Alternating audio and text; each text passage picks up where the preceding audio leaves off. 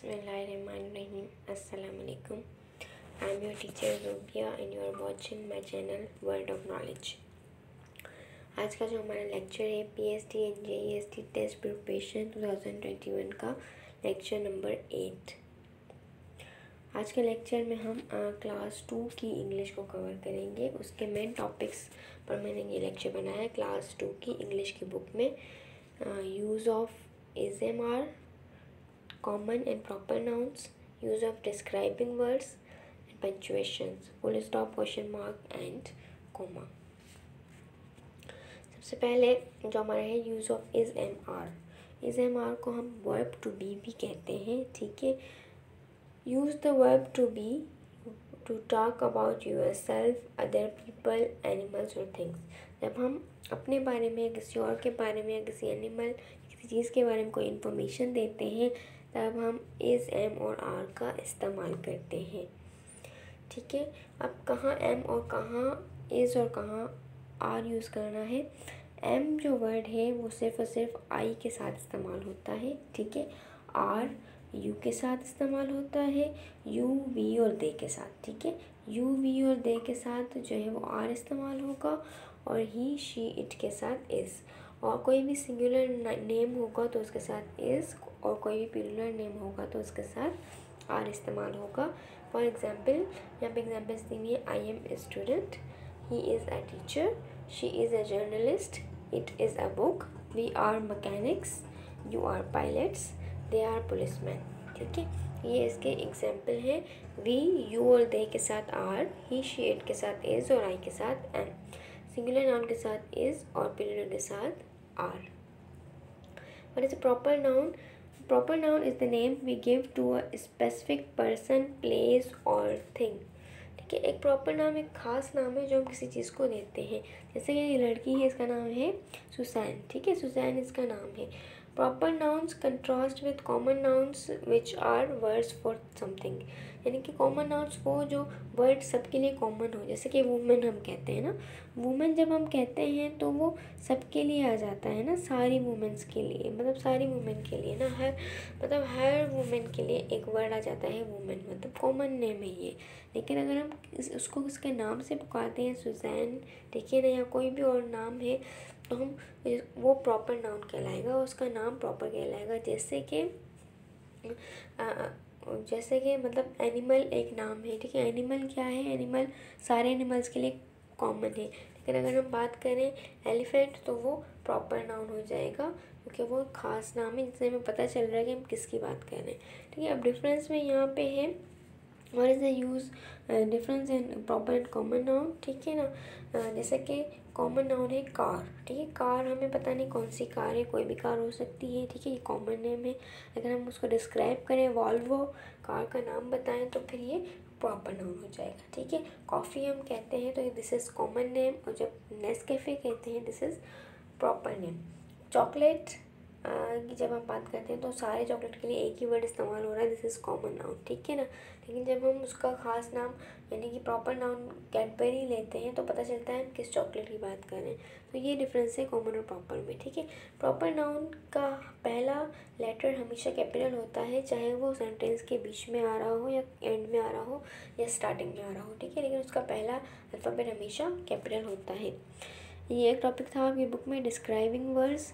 Describing words जो किसी दूसरे वर्ड को डिस्क्राइब करते हैं उसको डिस्क्राइबिंग वर्ड कहा जाता है। There are some words that tell us more about people and things, जो हमें इन्फॉर्मेशन देते हैं लोगों और चीज़ों के बारे में, यानी नाउन के बारे में इन्फॉर्मेशन दे, वो एडजेक्टिव्स भी कहलाते हैं और डिस्क्राइबिंग वर्ड्स भी कहलाते हैं, ठीक है। उनको हम एडजेक्टिव्स भी कहते हैं, ठीक है। जैसे कि फर्स्ट डे, ठीक है, न्यू यूनिफॉर्म, 4 विंडोज़, तो ये फर्स्ट, न्यू और 4 ये डिस्क्राइब कर रहे हैं चीज़ों को, ठीक है। जैसे कि यहाँ पे मैचिंग है। अब अगर हम इसको मैच करते हैं, कैसे मैच होगा ये,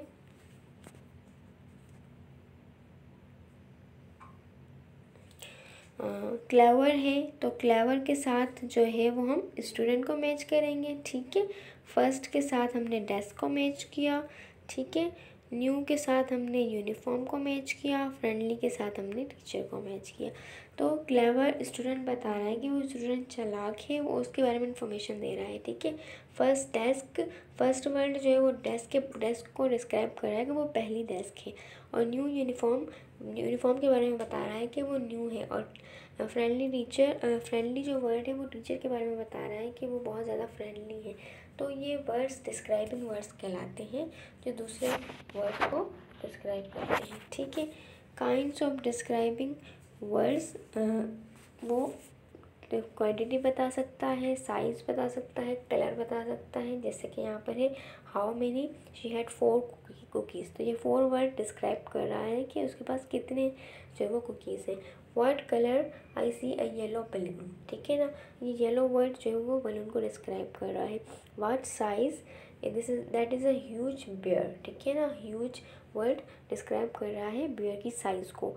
and lots more, what an amazing circus, ठीक है। तो ये अमेजिंग वर्ड भी डिस्क्राइब कर रहा है। This are the describing words, या फिर आप इनको एडजेक्टिव्स भी कह सकते हैं। अब है पंक्चुएशन रूल्स। सबसे पहले आते हैं फुल स्टॉप पर। फुल स्टॉप हम कहाँ कहाँ इस्तेमाल कर सकते हैं। It is used at the end of a sentence, ठीक है। हमेशा सेंटेंस के एंड में हमने फुल स्टॉप लगाना है। Example, I will wait for you, ठीक है। सेंटेंस एंड हुआ, हमने वहाँ पर फुल स्टॉप लगा दिया। सेकेंड रूल है, it is use at the end of indirect question, ठीक है। इनडायरेक्ट क्वेश्चन से मतलब है यानी किसी और ने सवाल पूछा है, हम उसको दोहरा रहे हैं, ठीक है ना। I am asking what the day is, ठीक है ना। मैं पूछ रही हूँ कि कौन सा दिन है। तो मतलब अपने क्वेश्चन को रिपीट करना, या फिर किसी का क्वेश्चन कहा हुआ हमने रिपीट किया तो उसको रिपोर्टेड या इनडायरेक्ट क्वेश्चन कहेंगे, ठीक है। तो उसके आगे क्वेश्चन मार्क नहीं बल्कि फुल स्टॉप आता है जो कि रिपीटेड क्वेश्चन होता है, ठीक है।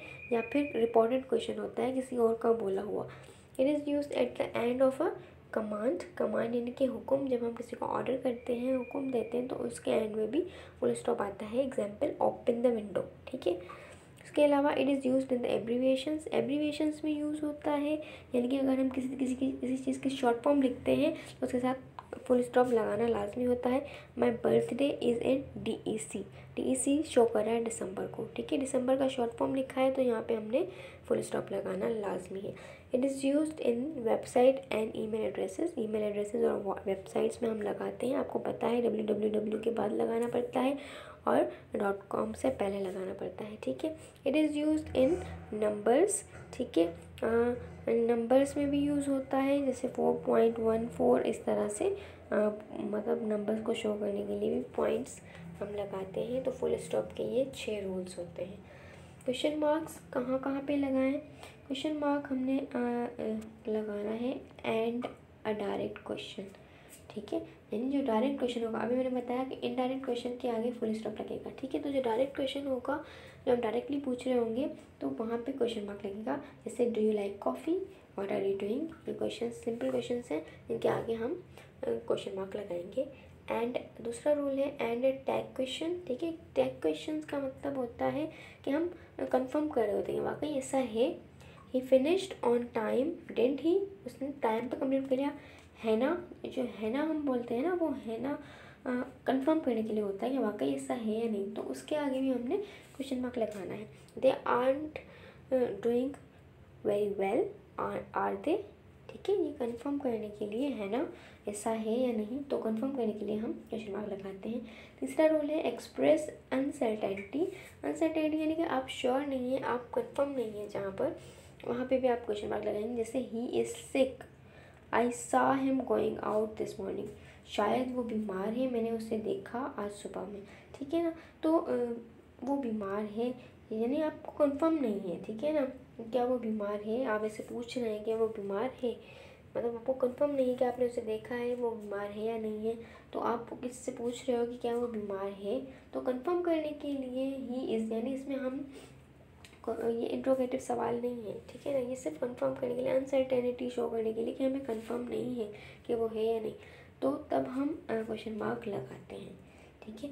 In a series of questions, is it good in form, style, meaning. एक सीरीज ऑफ क्वेश्चन है ना, जैसे हम पूछ रहे हैं क्या वो फॉर्म में अच्छा है, स्टाइल में अच्छा है, मीनिंग में अच्छा है, तो वो तीनों के आगे वो सीरीज़ के साथ हमने क्वेश्चन मार्क्स लगाने हैं, तीनों क्वेश्चंस के आगे, तीनों वर्ड्स के आगे, ठीक है, इस तरह से।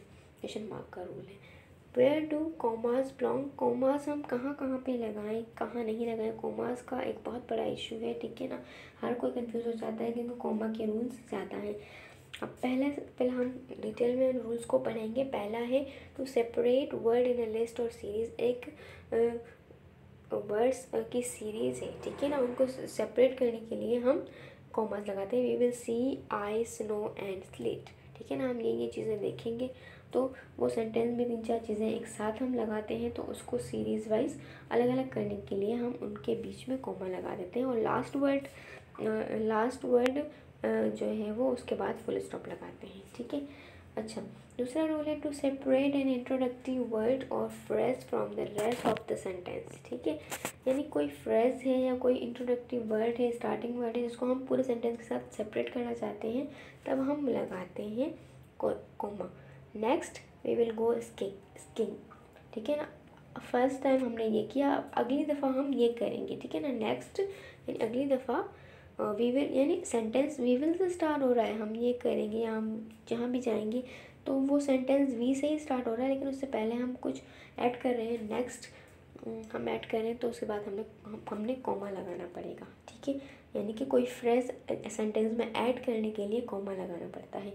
बिफोर और आफ्टर कोटेशन, कोटेशन का मतलब ये है कि किसी की कही हुई बात हम किसी और तक पहुंचा रहे हैं ना। तो she said I love winter, ठीक है, उसने कहा, जब वो उसका सेंटेंस स्टार्ट होगा तो वो इन्वर्टेड कॉमास में आएगा, ठीक है। लेकिन जो हमने बोला शी सैड, उसके बाद सेंटेंस स्टार्ट करने से पहले हमने कॉमा लगाना है, ठीक है। बिफोर एंड बट और सो इन अ कंपाउंड सेंटेंस, जैसे कंजक्शंस होते हैं जो सेंटेंस को जोड़ते हैं, वहाँ पे हमें कॉमा लगाना पड़ता है, ठीक है। जैसे 2 सेंटेंस को जोड़ा हमने, it was cold, I was नहीं इट वॉज, ओके, ये थोड़ी मिस्टेक है। It was cold so I put my hat on, ठीक है।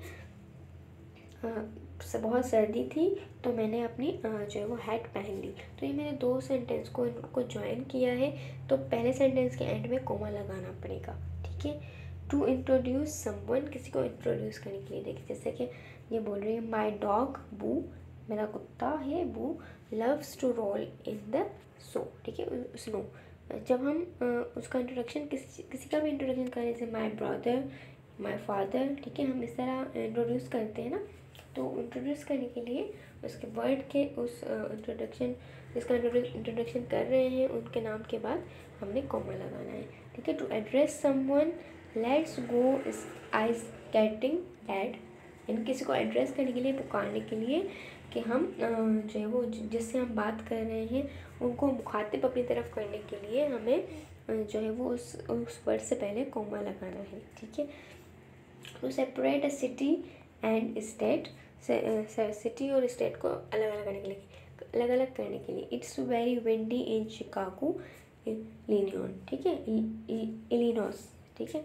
तो शिकागो और इलिनॉस को, यानी उसके स्टेट को, शहर को अलग अलग करने के लिए हमने उनके बीच में कॉमा लगाना है, ठीक है। तो ये हैं कुछ पंक्चुएशन के रूल्स और describing words and proper and common noun, use of ASMR, ठीक है। ये मेन टॉपिक्स हैं क्लास 2 की इंग्लिश की बुक के, ठीक है। आज का लेक्चर हमारा यहीं पर एंड होता है। अपना बहुत सारा ख्याल रखिएगा, मेरे चैनल को सब्सक्राइब करिएगा, वीडियोस को शेयर करिएगा और जो है वो दूसरों तक पहुंचाएं ताकि सब इससे फ़ायदा हासिल कर सकें, ठीक है। अपना बहुत सारा ख्याल रखिएगा। Thank you so much. अल्लाह हाफिज़।